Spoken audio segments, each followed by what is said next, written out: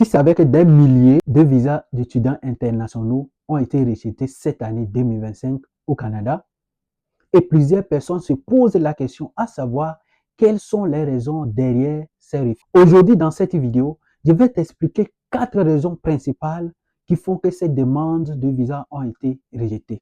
Et surtout, à la fin de la vidéo, je vais partager avec toi des stratégies concrètes que tu peux utiliser aujourd'hui pour maximiser ta chance d'obtenir ton visa d'études au Canada. Ceux qui ne me connaissent pas, je suis Sylvain et sur cette chaîne, je vous montre comment utiliser l'intelligence artificielle pour développer votre carrière et votre vie.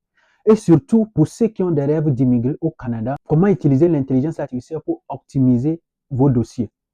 Ceux qui ne sont pas encore abonnés, et si c'est votre première fois sur ma chaîne, je vous demande de vous abonner et de cliquer sur la cloche de notification et vous ne manquerez pas aucune de mes vidéos.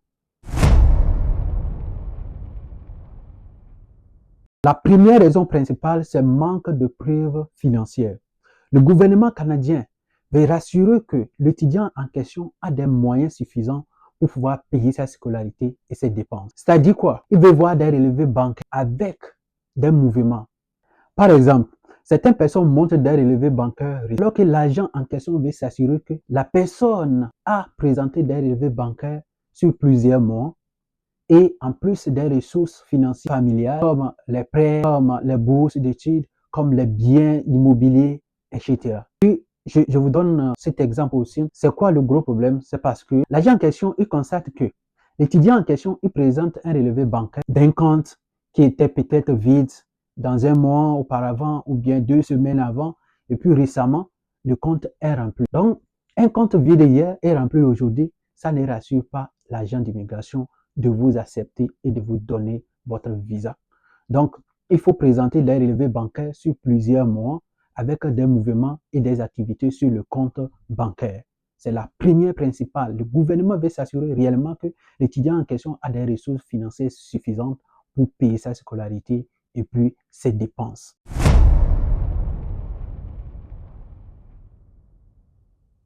Deuxième raison principale, c'est le projet d'études. C'est-à-dire quoi?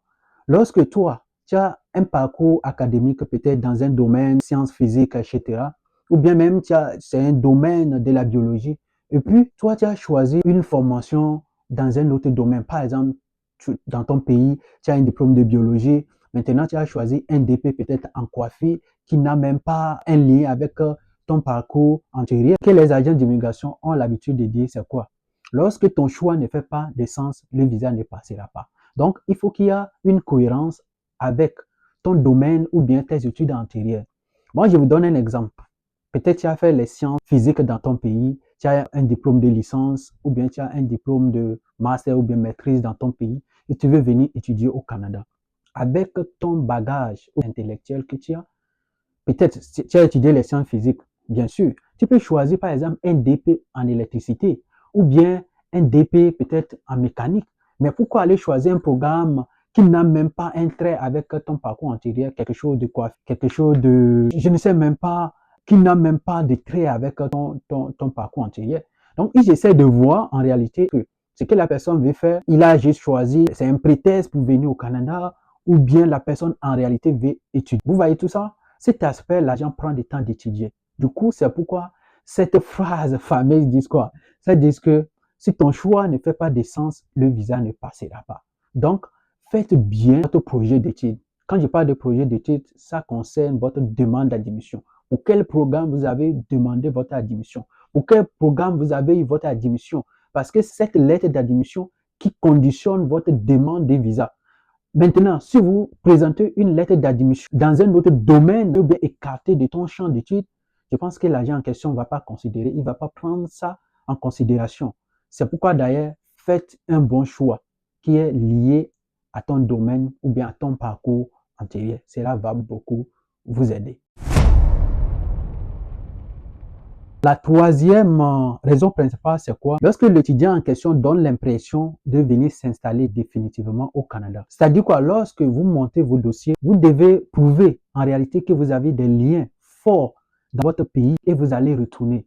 Liens familiaux, vous avez des biens matériels ou bien vous avez à travailler dans votre pays et vous conservez tous ces liens-là. Donc, Lorsqu'il constate que l'étudiant, dans sa demande, il n'a pas démontré ces choses-là, qu'il va retourner dans son pays, il refuse catégoriquement parce que pour eux, ils pensent que lorsque l'étudiant va venir au Canada, il va s'installer définitivement, il ne va plus retourner dans son pays. C'est là, l'agent en question, il trouve cette intention dans votre demande. Ça dépend de ce que vous avez soumis. Ça dépend de vos dossiers et de votre lien avec votre pays d'origine. Ils essayent d'évaluer tout ça là parce que on sait que dans nos pays, on a des difficultés financières à trouver du travail, etc. Mais même si tu vas venir au Canada pour rester, c'est ton travail futur ton diplôme qui va définir. Lorsque tu auras fini d'étudier, tu vas trouver un travail dans ton domaine. C'est un travail vraiment qui est en demande au Canada. Je pense que ça, tu n'auras pas trop de difficultés pour pouvoir t'installer. Mais lorsque tu fais ta demande de visa en même temps, il faut appuyer avec ces preuves, avec des liens de ton pays que tu as l'intention de retourner. Mais lorsque l'agent en question n'a pas trouvé ces preuves, n'a pas trouvé vraiment des ressources qui démontrent en réalité que la personne en question va retourner dans son pays, ils vont refuser le visa.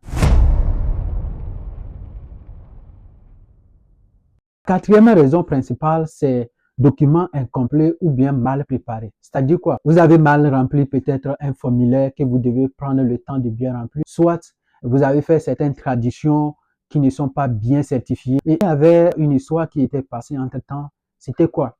Il y a certaines personnes qui sont venues au Canada avec des lettres d'admission falsifiées, fraudées. Maintenant, lorsque tu présentes une telle lettre d'admission à l'agent d'immigration, parce que si l'agent d'immigration ne voit pas les cachets officiels de l'établissement en question, ils ne vont pas te donner le visa. Et aussi, il faut noter ceci aussi que les lettres de motivation copier-coller sur l'Internet sans modifier, sans adapter à son profil, non. Et moi, je vous dis que ce n'est pas peut-être la première raison qui est les ressources financières. Peut-être ce n'est pas l'intention de ne pas retourner dans ton pays. Peut-être ce n'est pas le choix du programme, mais c'est ton profil. Parce que peut-être c'est ces documents-là que tu n'as pas bien préparé. Tu n'as pas bien préparé les documents, organisé, rempli le formulaire tel qu'il faut. Donc, du coup, ces choses, l'agent en question peut rejeter ta demande. Pour certaines personnes, on les demande de compléter parce qu'il y a un manque. Mais pour certaines personnes, l'agent en question, il voit que non, la personne n'est pas peut-être, il n'a pas pris le temps lui-même, il n'est pas sérieux sur ce qu'il est en train de faire. Du coup, lui aussi, il ne va même pas lui donner la seconde chance et puis, pouf, il met visa refusé. Donc, vous voyez ça? C'est le profil, c'est le temps que vous devez prendre pour remplir les formulaires. Ici, je vous donne les stratégies pour réussir votre demande de visa. La première des choses, j'ai bien mentionné que c'est des ressources financières. Du coup, pour éviter ces problèmes, vous devez présenter des relevés bancaires stables d'un compte bancaire avec des mouvements, des actions sur le compte. Ne présentez pas un relevé bancaire récent d'un compte qui était peut-être hier 2 semaines, 3 semaines vide et le jour suivant, le compte est gonflé. Deuxième chose, il faut qu'il y ait une cohérence entre ton passé, c'est-à-dire que ton parcours antérieur et ton futur programme. Et même d'ailleurs, ton projet professionnel. Parce que ce que tu avais fait, ce que tu vas faire, et ensemble, c'est ça qui va définir ton parcours ou bien ton projet professionnel. Du coup, vous devez respecter ça. Troisième des choses, il faut éviter les erreurs classiques. Donner le compte, il faut pas gonfler les comptes. Il faut que vous respectez ce que l'immigration a demandé. Combien il faut avoir tel montant, il faut présenter tes preuves, etc. La quatrième des choses, il faut démontrer à l'agence que vous avez l'intention de retourner dans votre pays. Pour démontrer à l'agence que vous voulez retourner dans votre pays, il faut faire quoi? Il faut démontrer que tu as des liens forts avec ta famille, tu as un projet à réaliser dans ton pays après tes études au Canada. Et puis, peut-être si tu as des biens immobiliers, il faut présenter ça dans ta demande. Cela prouve vraiment à l'agence que non, cette personne, il ne peut pas venir s'installer définitivement au Canada. Il vient pour chercher quelque chose et après, il va retourner dans son pays. Donc, la cinquième des choses, c'est de ne pas prendre le temps et de faire les choses bâclées. Prendre le temps de bien remplir les formulaires, prendre le temps de personnaliser les lettres de motivation. N'allez pas copier les choses sur l'Internet et juste coller. Il faut prendre le temps. Bien sûr, on sait qu'aujourd'hui, nous ne créons rien. Tout est là et puis nous l'utilisons. Mais il faut prendre le temps de pouvoir revoir cette lettre peut-être que tu as prise sur l'Internet ou bien que ChatGPT t'a rédigé. Il faut adapter ça. Et d'ailleurs, même sur ma chaîne, je parle de l'intelligence artificielle. Je vous montre comment faire de bons prompts qui est adapté à votre propre profil. Ces vidéos vont venir dans les jours à venir. Donc, prenez le temps de respecter les 5 stratégies. Ça va vous permettre d'éviter ces défis que tout le monde a connu cette année en 2025. Donc, si ton visa a été rejeté, ce n'est pas une fatalité. C'est peut-être une manque de préparation et non de ton potentiel. Je vous demande de vous abonner et de cliquer sur la cloche de notification et vous ne manquerez pas aucune de mes vidéos. Dites-moi en commentaire si vous voulez que je fasse des vidéos sur les de motivation, sur les différents programmes que vous pouvez choisir. Ensuite, ou bien vous voulez que je fasse des vidéos sur des nouveaux programmes d'immigration à part les visas étudiants. Donc, restez connectés, restez branchés et votre rêve connaîtra du succès. Prenez soin de vous et dans une autre vidéo, à bientôt.